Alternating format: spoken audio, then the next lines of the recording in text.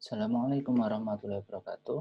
Halo saudara, semoga selalu dalam keadaan sehat di mana Anda berada. Di video kali ini kita akan berdiskusi tentang parity condition atau kondisi paritas. Apa sih parity itu?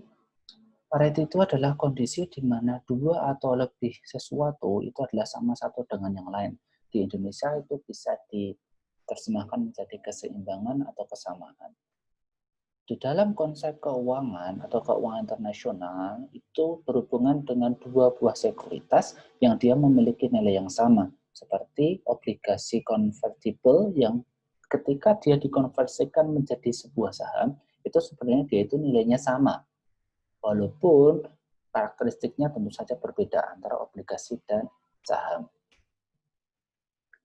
Nah, ketika kita bicara tentang parity, ketika kita bicara tentang paritas, itu biasanya terjadi ketika kita membandingkan antara dua aset yang sama antara satu negara dengan negara yang lain.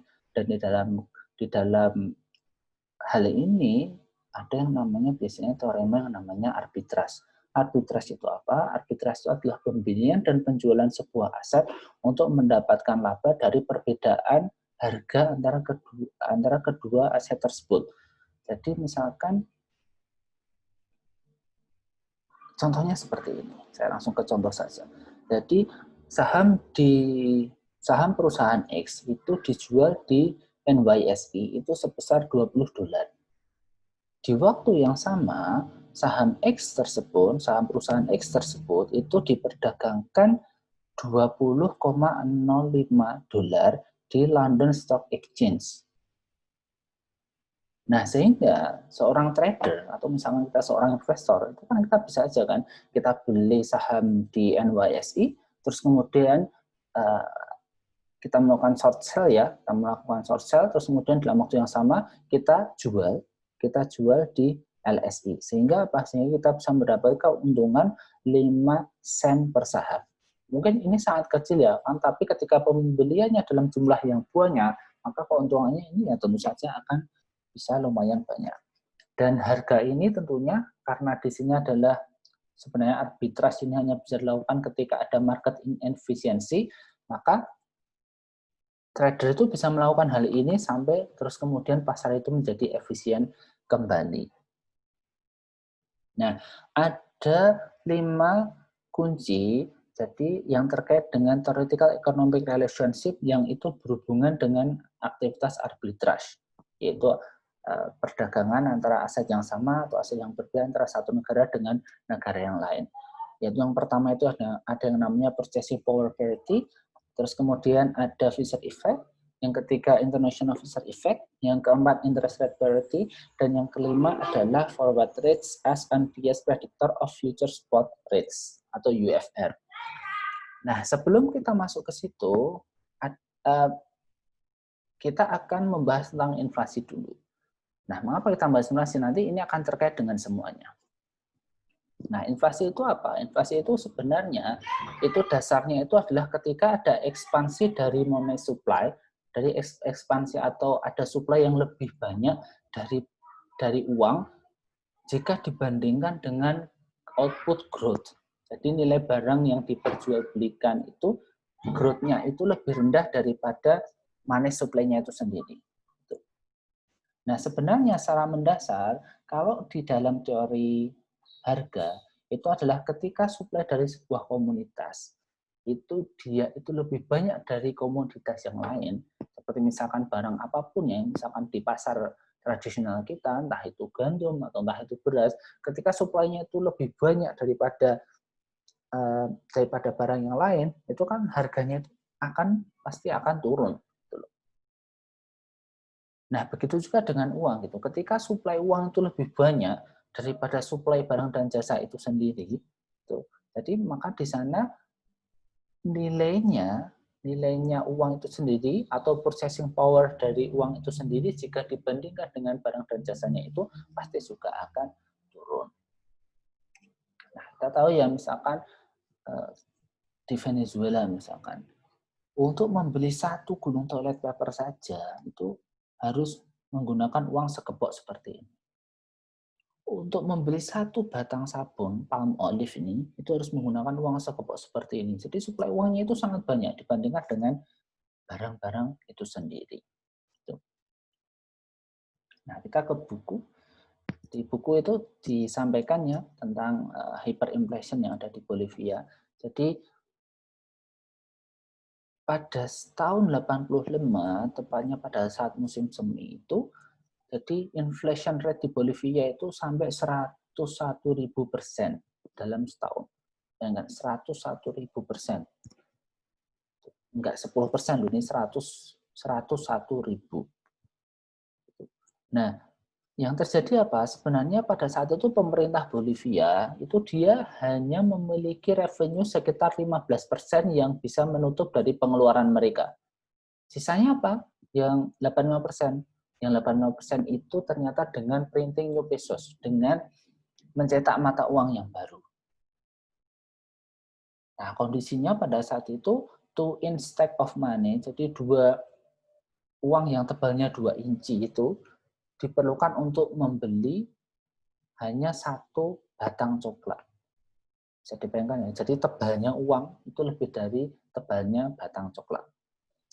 Nah, sebenarnya pemerintah itu sudah mencari solusi, salah satunya yaitu dengan menerbitkan seperti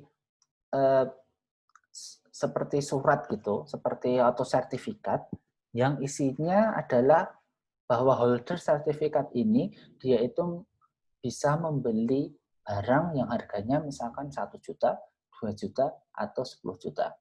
Atau holder pemegang sertifikat ini dia itu memiliki uang dengan nominal 1 juta, 2 juta, atau 10 juta. Gitu. Jadi tidak perlu membawa uang sekepok, tapi dia cukup membawa satu buah sertifikat yang value-nya itu adalah sekian. Nah, tapi sebenarnya kan problemnya ini masih ada, yaitu problem bahwa inflasi atau problem bahwa nilai mata uang itu sangat rendah itu kan masih ada kan. Nah, itulah kenapa pada tahun yang sama, tepatnya di bulan Agustus itu, terus kemudian pemerintah lama itu terus kemudian diganti dengan pemerintah yang baru, dan pemerintah yang baru itu dia meluncurkan anti-inflation program. Nah, programnya itu sebenarnya ada dua yang utama pada saat itu. Yang pertama itu cut spending, yang kedua adalah shutdown the printing press. Nah, untuk cut spending, jadi sebenarnya pemerintah itu dia itu mengadopsi simple rule, yaitu apa? Tidak besar pasak daripada tiang. Atau pemerintah tidak akan mengeluarkan pengeluaran belanja pemerintah lebih daripada yang pemerintah terima. Nah, ketika kebijakan itu diterapkan, ternyata apa? Hanya dalam 3 bulan, Agustus, September, Oktober, itu. Jadi pada saat bulan Oktober itu ternyata apa? Ternyata monthly inflation rate, jadi tingkat inflasi bulanan itu bisa di bawah 0. Padahal di bulan Agustus itu masih 60%. Nah, di sini sebenarnya apa sih yang kita pelajari gitu? Yang kita pelajari adalah sebenarnya itu adalah uang itu adalah netral. Jadi kalau misalkan ada 10% kenaikan dalam supply of money dibandingkan dengan demand for money, maka harga-harga itu dia pasti akan naik 10%. Jadi sebenarnya uang itu sendiri dia itu netral. Nah, kita mulai masuk ke beberapa teori yang berkaitan dengan arbitrage itu tadi. Yang pertama itu purchasing power parity. Purchasing power parity itu apa? Ini berhubungan dengan law of one price. Jadi harga barang yang sama antara satu negara dengan yang lain, ketika barang itu benar-benar sama ya spesifikasi dan sebagainya, itu pada dasarnya harganya itu akan sama. Saya mau kasih contoh seperti ini. Pada saat saya dulu 4 tahun hidup di Eropa, hidup di Prancis itu, saya sangat merasakan ya, bahwa di sana itu harga barang-barangnya itu ternyata sama dengan yang ada di Indonesia. Jadi misalkan di sana itu satu botol susu, ya kayak semacam Indomix susu UHT. Kalau di Indonesia itu kan dijual sekitar ya 16 sampai 18 atau 19 ribu ya. Gitu. Di sana harganya juga sama segitu. ya di sana uangnya adalah mata uang euro. Tapi kalau misalkan euro, di sana itu 1 euro, kalau kita konversi menjadi rupiah, kan ya sekitar 16 sampai 19 ribu. 16 sampai 18 ribu. Jadi sama. Begitu juga dengan harga 1 kilogram beras, begitu juga dengan harga 1 kilogram telur, terutama barang-barang kebutuhan pokok, itu semuanya sama.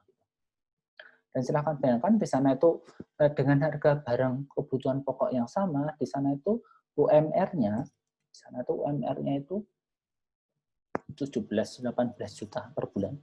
Sedangkan di sini berapa? Sekitar 2 sampai 4 juta per bulan. Jadi kan ada perbedaan yang sangat signifikan gitu. Padahal harga barang-barangnya sama. Saya sampai dapat cerita teman saya itu kadang yang sudah lama menetap di Eropa itu dia cerita itu. Jadi pengeluaran bulanan di Eropa dengan di Indonesia itu malah terkadang malah jauh lebih banyak ketika di Indonesia berkali-kali lipat.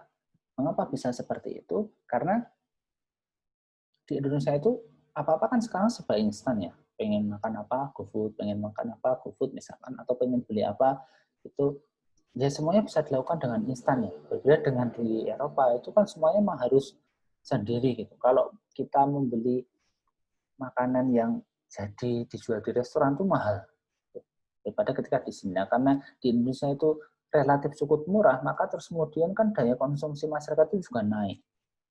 Dan itu nggak kerasa. Kalau misalkan dijumlahkan pada beberapa hari itu kadang malah jauh lebih banyak di Indonesia pengeluarannya daripada di Eropa. Nah, kembali ke sini, jadi pada intinya, saya ulangi lagi, ini purchasing power parity ini berhubungan dengan law of one price ya. Jadi harga suatu barang di satu negara dengan di negara lain itu adalah sama.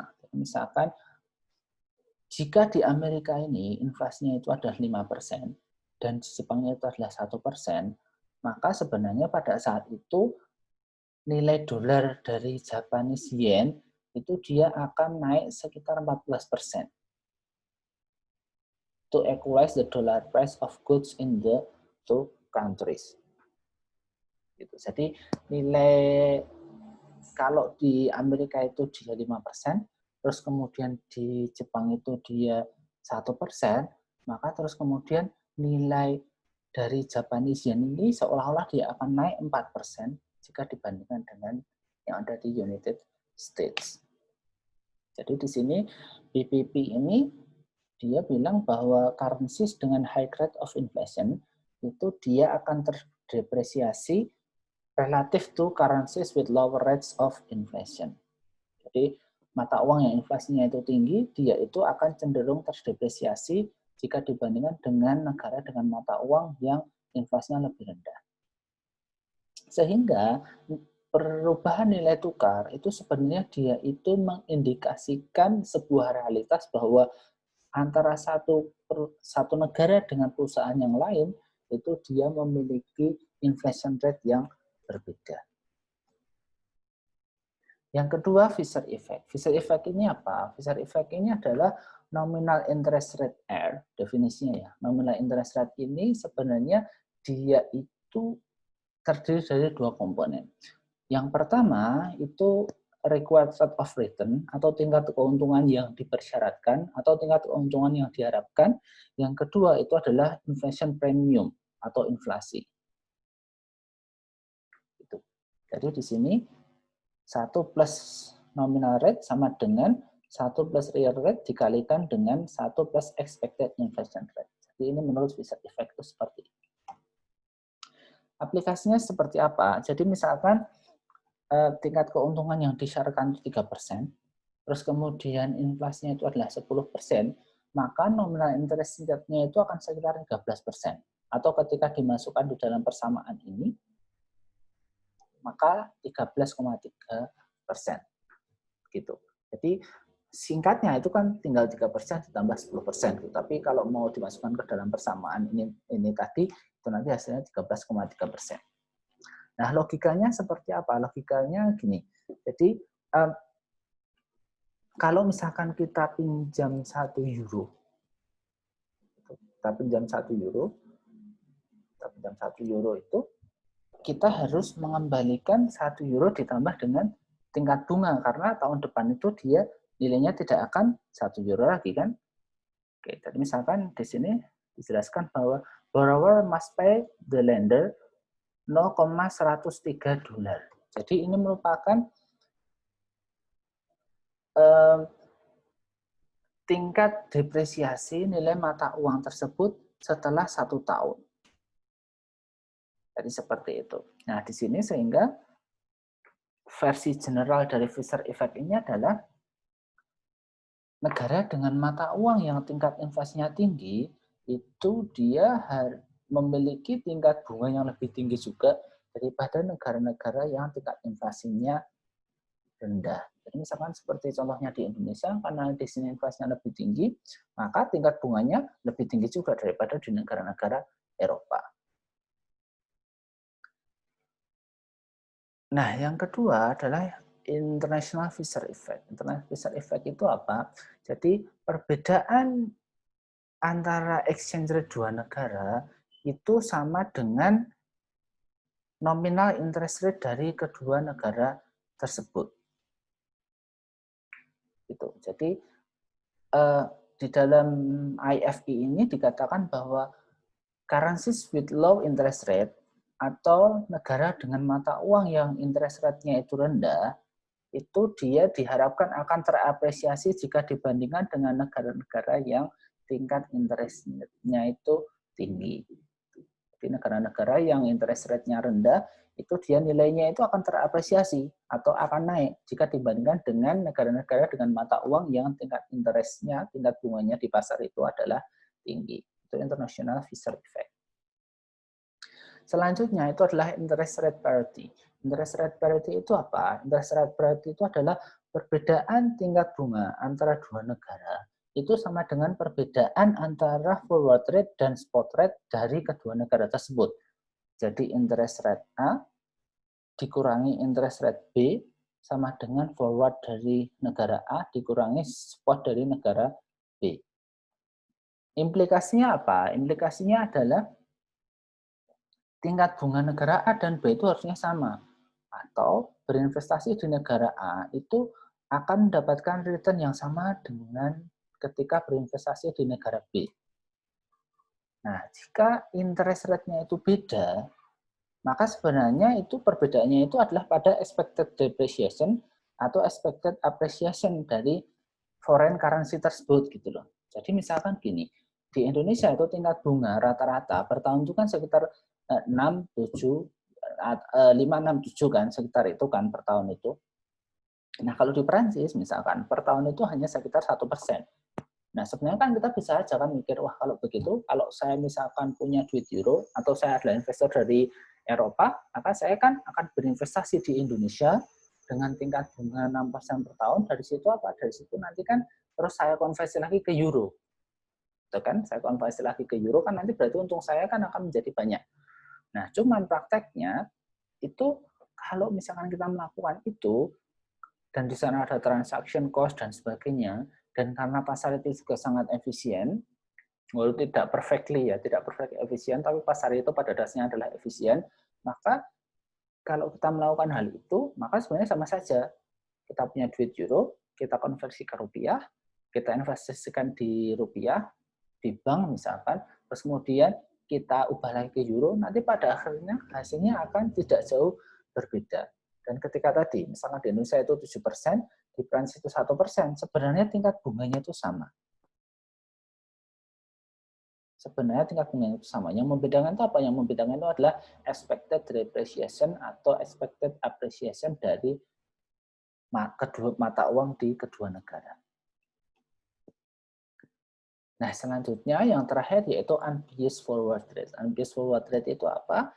Yaitu adalah sebuah kondisi di mana forward rate itu harusnya merefleksikan expected future spot rate on the date of settlement of the forward contract. Jadi gini, ketika negara itu dia tidak masuk ke pasar, sebenarnya kan market itu kan tadi saya katakan market itu efisien. Jadi ketika negara tidak ikut campur, spot rate dan forward itu sebenarnya dia itu dipengaruhi oleh ekspektasi dari future event atau ekspektasi dari keadaan atau apa yang terjadi di masa mendatang.